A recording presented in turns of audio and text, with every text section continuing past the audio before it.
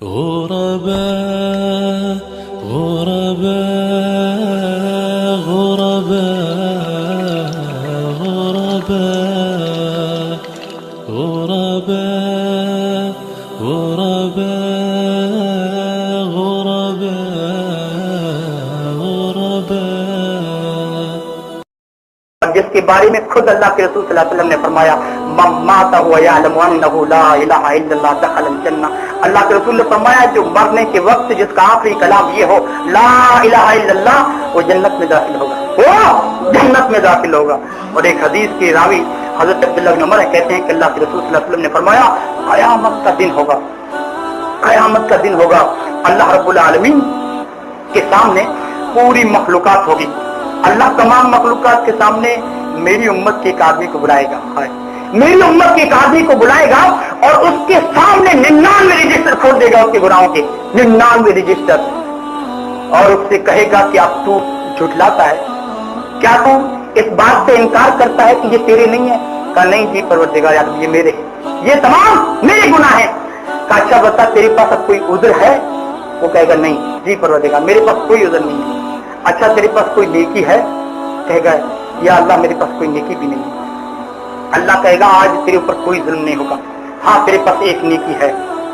اتنے میں اللہ کے رسول صلی اللہ علیہ وسلم نے فرمایا اللہ ایک لفافہ، ایک کاغذ کا ٹکڑا جس پہ لکھا ہوگا اشہد اللہ الہ الا اللہ، جو تو توحید پرست آدمی ہوگا وہ پکا موحد ہوگا، اس پہ لکھا ہوگا اشہد اللہ الہ الا اللہ واشہد ان محمدن عبدہ ورسولہ، اس کے اوپر لکھا ہوگا. وہ بندہ تعجب میں پڑ جائے گا، کیا کہے گا اللہ اس نے 99 رجسٹر کے سامنے اس معمولی ٹکڑے کی کیا حیثیت ہے؟ ہاں اس معمولی ٹکڑے کی کیا حیثیت ہے؟ کہ بندے تجھے کچھ معلوم نہیں، آج تیرے اوپر کوئی ظلم نہیں ہوگا. اللہ کے رسول نے فرمایا اللہ وہ 99 رجسٹر کو ترازو کے ایک پلڑے میں رکھے گا اور اس کلمے کو ایک پلڑے میں رکھ دے گا.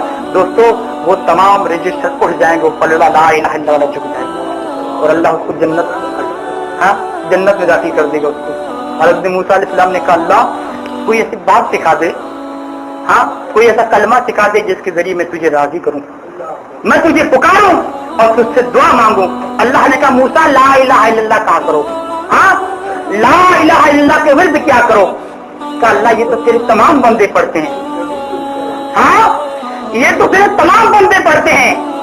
کہا موسیٰ تو نہیں جانتا، تمام بندے پڑھتے ہیں لیکن تو نے معمولی سمجھا اس کلمے کو. موسیٰ تو نہیں جانتا، ارے ساتوں آسمان اور میرے علاوہ مجھے چھوڑ کے ساتوں آسمان اور ساتوں زمینوں کو اور ان کے درمیان جو کچھ ہے ایک پلڑے میں رکھ دو اور دوسرے پلڑے میں لا الہ الا اللہ کو رکھ دو.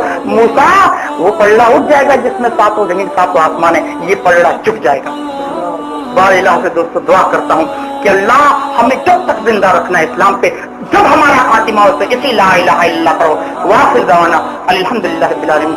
السلام علیکم و رحمۃ اللہ وبرکاتہ.